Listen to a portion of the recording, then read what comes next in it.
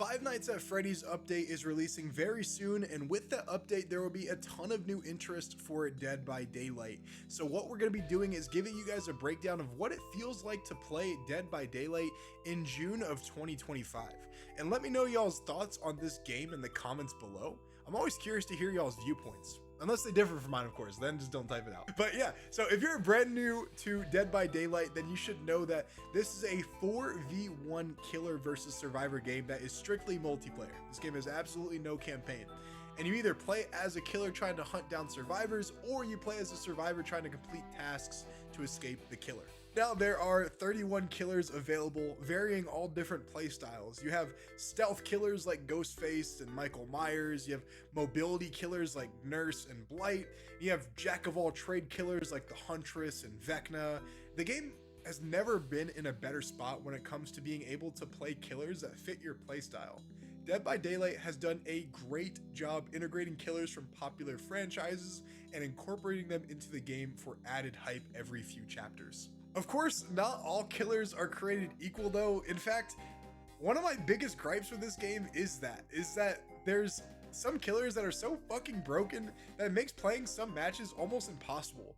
Examples of this are Nurse, Blight, Spirit, and Ghoul from Tokyo Ghoul.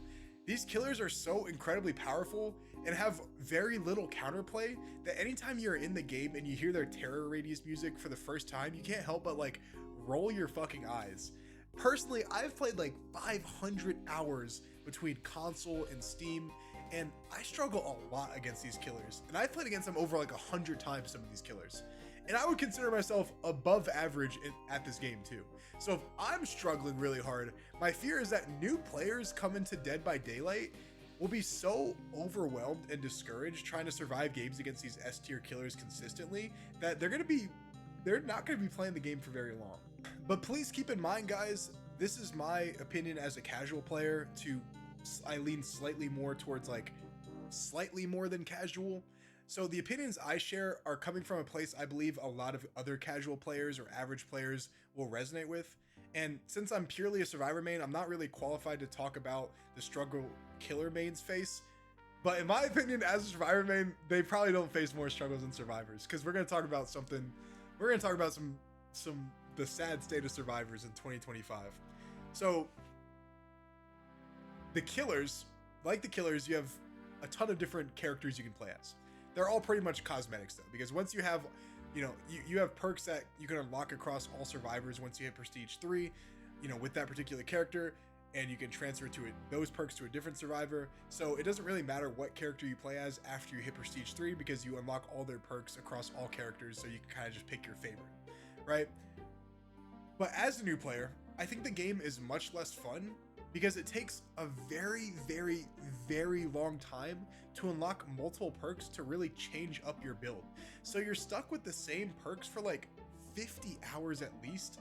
And the more you play the game, the more, fun you'll have, because you're going to be able to experiment with different perks and things like that. But as a new player or someone that doesn't have a lot of time to play and grind, it can be kind of annoying when you're playing 150 games with the same like 8 perks.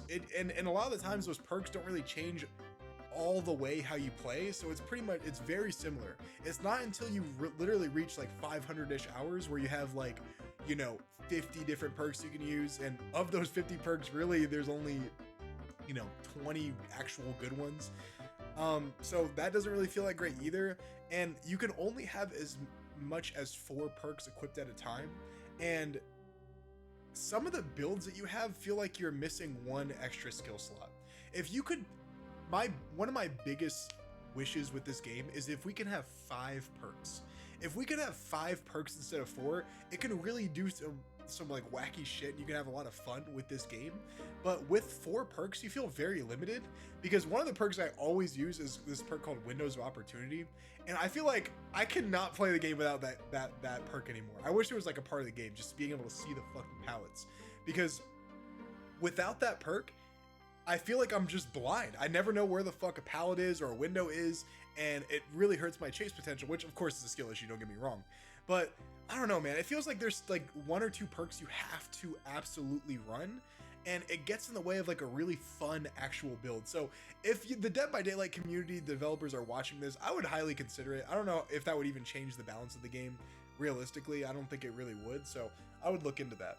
There's also no voice chat in Dead by Daylight. I believe the reason for this is because it will be too favored for the survivor side, but what survivors do have is a HUD that shows you information on what's going on during the game, and you have icons that indicate which teammates are doing, generators, if they're healing, if they're in chase by the killer, and a few other key pieces of information.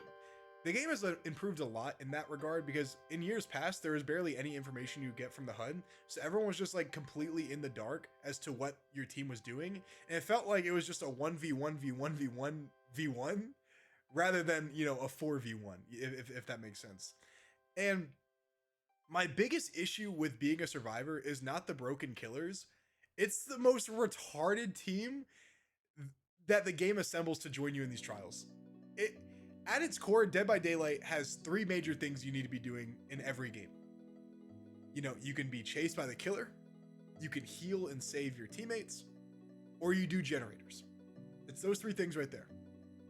So why is it that I have multiple teammates every single fucking game that just lollygag around until we lose so much fucking tempo that it's impossible to continue the match?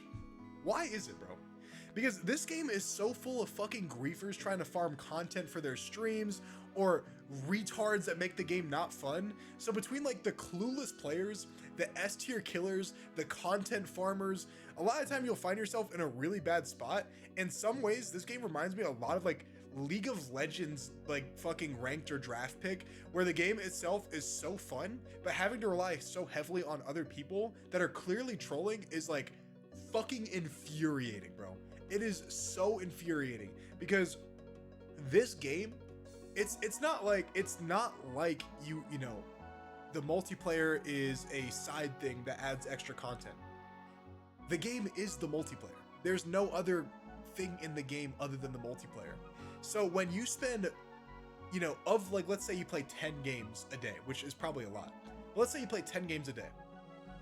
I think in at least 4 of them, you're gonna have honestly, I'm being generous with saying 4, but in at least 4 of them, you're gonna have teammates that are so fucking clueless, or they're just like trying to farm content, that they go down instantly. They'll immediately quit the game, and for the rest of the game, you're playing in this impossible to win, match where you waste 10 to 15 minutes of your life just to inevitably just die and lose all your items.